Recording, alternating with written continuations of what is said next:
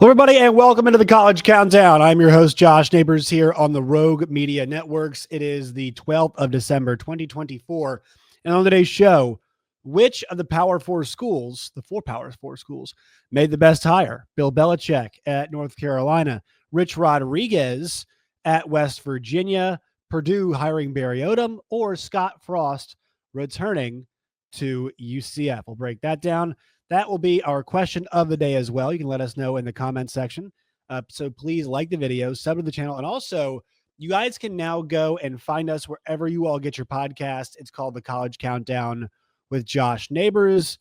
You guys can find that there as well. And I appreciate you all doing that. So both those places, if you guys could subscribe there, it'd be really, really helpful. Also on Twitter, we're at CC Podcast JN. We're 165 subscribers, so we're climbing right now. 166. I actually hadn't subscribed yet. So if you all could help us out and keep subscribing, that'd be great. Obviously, 1K monetizes it, so help us out. That would go a long way. All right, to the four jobs that open. We saw Bill Belichick get hired at North Carolina. Obviously, Scott Frost at UCF. Purdue goes with Barry Odom. And then we see the return of Rich Rodriguez at West Virginia. So obviously, we'll start with the Bill Belichick hire and kind of like where you rank these, what you think about these. So I just want to start off with this point. Is North Carolina going to be better with Bill Belichick than they were with Mack Brown?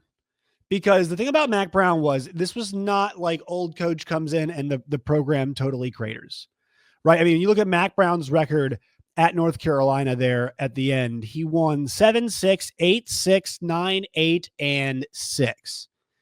Right. So, I mean, 15, 21, 30, let's see, 44 wins he had in 1, 2, 3, 4, 5, 6 seasons. Right. So let's see. I'll do the math really quickly. 44 divided by 6. He's averaging over 7 wins a season. Right. And North Carolina's an easier conference, the ACC, yes, but also it's a basketball first school. Right. And he also wasn't doing very well in bowl games. And so I would say, like, the investment part of this, we'll talk about with all of these schools, but does North Carolina get a lot better with this hire? If it means that the investments there from the boosters and the roster will be better, well, yeah, you'd think so because the roster is better. But, like, is there a massive, massive upgrade in coaching? Because this is the same guy, Bill Belichick, who had Matt Patricia calling offensive plays recently, and we all know that was not great. And Belichick is accomplished. We all know that, right? But it's the recruiting, re-recruiting, all that kind of stuff that he's going to have to get used to. And his first hire was Mike Lombardi, who's an NFL guy. So I'm skeptical of this because this is a home run swing. Now, I don't think it wrecks your program if it doesn't really work out, but like going from one 70-plus-year-old to another 70-plus-year-old who's got really good pedigree, I just didn't know if that move made sense.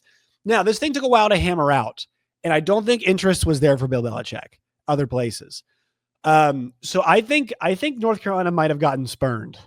I think John Summerall might have said no and said, you know what? I think Tulane, we're going to be able to keep this thing rolling and be pretty good down the line. And so because of that, I'm going to stay here and, try to obviously to keep this thing rolling. Maybe he's happy there. Maybe he's waiting for another job, whatever. But I'll tell you what, because only 4 jobs open this year, you'd figure more open next season. Obviously, like if Ohio State loses to Tennessee, there's a Ryan Day conversation that has to happen. Maybe one of the coaches could go to the NFL that we're seeing right now. Ryan Day to the NFL, whatever. Like something could happen. But really, it's only these 4 jobs. So maybe John Summerall didn't like what he was seeing out there. Maybe, he just does not think the opportunities are worth it right now. And it's just good to stay and wait because, next year you've got Sam Pittman on the hot seat at Arkansas. You've got, obviously, Hugh Freeze at Auburn. Billy Napier's seat is still hot there at Florida, right? So, if Lebby sucks again, I think that job could become open as well. There's a whole lot of moving parts at a lot of these schools. Who knows? Even Brian Kelly at LSU. And obviously, like if one of those big schools were to make a change, you'd see changes down the line, right? UCLA could open as well. I'm sure other Big Ten schools could open. Also, you all kind of get the point here. Arizona might open up as well. So you're kind of seeing, that there's going to be a lot more potential next year. And some schools are waiting for this house settlement to come down as well. But I don't know if North Carolina got the answers they wanted from all the other coaches. And I think that it caused him to kind of go to Bill Belichick and talk to him. And I really think that the Josh Pate nailed this. Like, there's not a whole lot about the infrastructure part of things that I could say that Josh Pate hasn't. So go to Josh Pate's video and go check that out. I'd like to promote other Joshes, right? But like, if some guy makes a point, I'm not going to crib it. I usually like to hear what other people say and kind of shoehorn my own opinion into it and, kind of work with it some. I think Josh Pate makes some great points just about, hey, like, we've seen coaches from the NFL side of things come in and try and NFL infrastructure it up in college. And typically speaking, it does not normally work, right? I think the most recent example you could say is Herm Edwards.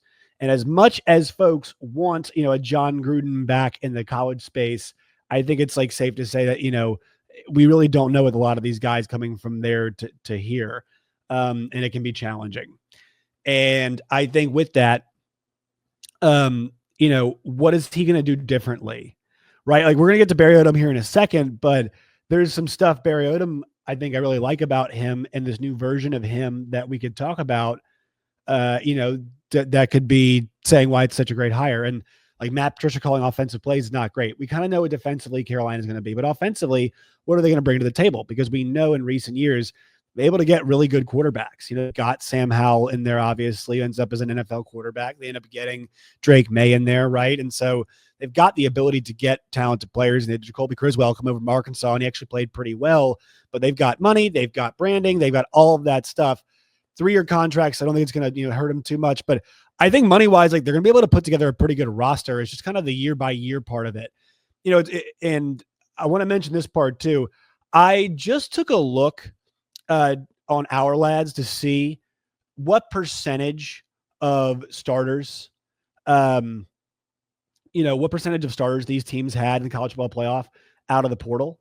And Oregon's a big exception, but they got a bunch of SEC caliber guys out of the portal.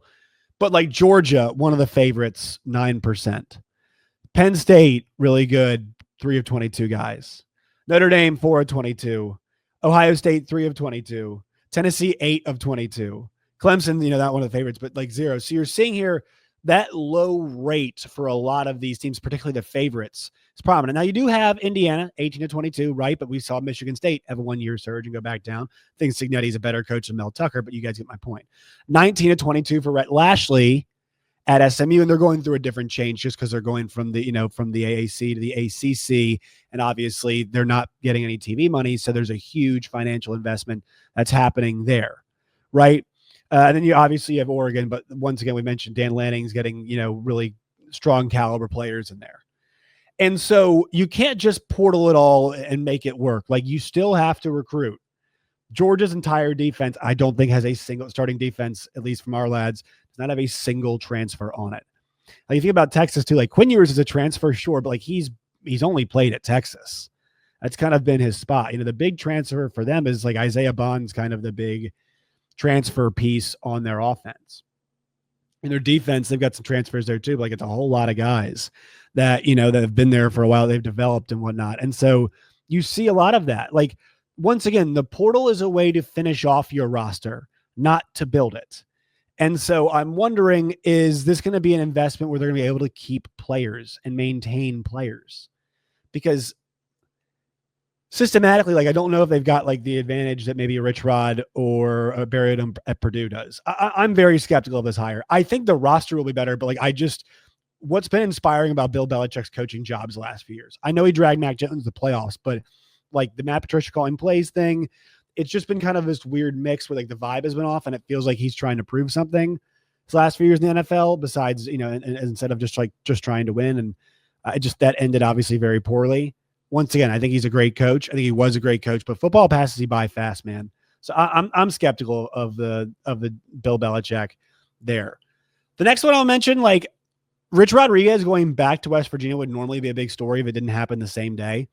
And here's the thing for Rich Rod, is that he had a really specific system. I mean, he did well in places where he could get Southern players, right? You look at his record at West Virginia, obviously getting players from Florida really, really helped him. Michigan didn't have that so much. And that personnel group was not really fit to run the spread. And he also had Lloyd Carr undermining him as well. We know that. And then Arizona, like, he had some good seasons at Arizona. He went 8, 10, 7, 3, 7. So, I mean, he had some good years at Arizona. And Jacksonville State, obviously located in the South, 9-4, 9-4, 9-2 rather, 9-4, 9-4. Right. So, I mean, and he's done a great job there. And I think what we forget with Rich Rodriguez is he is a revolutionary offensive mind. I mean, he has a lot to do with how modern college football and modern offense evolved. He's got a ton to do with that. And so if he's still like a really good ball coach, and also if the fans are excited, which it seems that they are, right? It seems like the fans are incredibly excited to have Rich Rodriguez back as their coach, because it's not just like hey, we're it's bringing the guy back. It's you're doing a darn good job like where you're at. He's kind of keeping on. So I think that's a hire that's interesting to me. Not the other coordinator hires, but I think from a type of player standpoint, like you kind of know you're going to target a certain kind of guy. And I think they're going to give them the resources to get those players, maintain those players, coach those players, because I know what to expect from Rich Rodriguez. And that is a conference that is it goes up and down, but like I think he's the guy who could bring them towards the top of that league. Maybe not every single year, but off and on. Scott Frost, UCF. I don't know about this one. I just think it was a way to inspire some investment, make people feel happy, see where he's at, if he's gotten some of the other stuff in his life cleaned up. I know there's some questions about those things. But that's a job where, once again, the issue for them when it comes to the fundraising is they got a lot of alumni, but they're not super wealthy because they're younger. It's actually a guy here I work with in Arkansas, Chris Kane, on television, also does some radio here, UCF alum, but like he and his wife are UCF alums. They're in their mid-30s. There's a lot more folks like that. And so it makes it harder to raise money when your alumni base is younger. And so I think that this is the type of hire that's going to allow you to get some investment, because people are going to be excited. If you care about UCF football, obviously Scott Frost is a guy that's going to be near and dear to your heart. And so I think with that, this is a good opportunity for them to make the fans happy. I think, it'll make some of the donors, if there are some big donors, happy, and we'll see what Scott Frost has. It also shouldn't be crazy, crazy expensive, right? But they kind of go in a different path, back to what they were before they hired Gus. Then the last one is Barry Odom at Purdue. I think this is a good one. I really, really like this hire. So at Purdue, I know they went young Ryan Walters, but Ryan Walters' tenure at Purdue kind of almost reminds me of Barry Odom's tenure at Missouri. Just not ready to be that to manage a roster, be that kind of level. I think Barry Odom learned a lot from his time at Missouri. I think he learned a lot from his time at Arkansas. I think it's really cool to see the maturation of a coach, the belief the players had in Barry Odom at UNLV, the self-belief he had at UNLV. And from a stylistic standpoint, he does something I like a lot, is that I think the best thing at Purdue is developing players, right? Trying to, the best you can, like recruit certain types of guys. And I think the defense is the right way to go. And then also what they did really well was they did an excellent job, Barry Odom's team last year at UNLV, of getting guys in there who were kind of like inefficiencies. The offense, is inefficiency, right? The go-go offense, the go-go running offense was an inefficiency. And a lot of teams couldn't stop it. Save, Boise. I know Boise got them the second game, but even the first game, Boise had a rough time to do it. And they were able to beat, UNLV was able to end up a top 25 team. And also think about it, they beat Kansas on the road earlier in the year, which, like, to me, pretty good win. Just think about, how good KU's been, but another 10-win season before the bowl for Barry Odom. And, this kind of progression for a coach doing it kind of different ways, the defense, the different kind of offense, like that's really exciting to see if you are a fan of this school. I mean, they lost, a 3-point loss in overtime against Q's, 5-point loss against Boise, and then they lost by 14. But obviously, it's a really difficult game to go to Boise to play the championship game. And so I think he's doing it the right way. Now, it's going to be hard because Purdue is one of those jobs where it just takes a certain kind of coach. And once again, when we had conference realignment, when we had, schools, switching leagues, and you think about if you're Purdue, when you add UCLA, USC, Washington, and Oregon, right? You are not better than any of those programs. Those are 4 more difficult teams, 4 better teams than you that just came into the league. That makes life really, really hard on you, right? And so I think, having kind of a clear vision, clear idea of a coach and what he wants to do and how he wants to execute it, I think is smart. Now, once again, the big question is, can you get Brendan Marion, can you get him to end up coming over and coaching for you? I doubt it. I don't know. I know that Dan Mullen's gonna be the coach there, so maybe he's gonna be on the move now. So maybe he does go to Purdue, but still, I think doing it differently, and we'll see if Barry Odom can find somebody else. But maybe he's able to get Marion to come down with him. I mean, if you ask me to like rank these hires, I would say like for Purdue, and I'm not saying this is going to mean Purdue makes college ball playoff, but like I would say Rich Rod I would put first just because it's kind of a natural fit and kind of gets them right back to where they were and still guy can still coach ball. Say 2 Barry Odom though right there, and I would go 3 Belichick, 4 Scott Frost. Just kind of like how I feel, a key of inspiration and investment and all that kind of stuff like all together and how it will equal success. It's kind of how I feel. I would go with Rich Rod 1, Barry Odom 2. And once again, they'll probably lose more games than anybody, Purdue, right? Considering that UCF and West Virginia are in the Big 12 and Carolina's in the ACC. But like fit wise, I think Barry Odom gives them as good of a chance to be successful as any other coach would. And so that's where I'm at. Let me know what you all think. Let me know what you all would rank these in order. All right. Do it on Twitter at CC Podcast JN. You can do it on here as well. I'm at Josh Neighbors _ on Twitter. Like the video, subscribe to the channel. We're approaching 200. Help us get there. And then find us wherever you guys get your podcasts. Give us 5 stars, write a review. We appreciate that as well. All right, folks, we'll talk to you all tomorrow as we head into the weekend.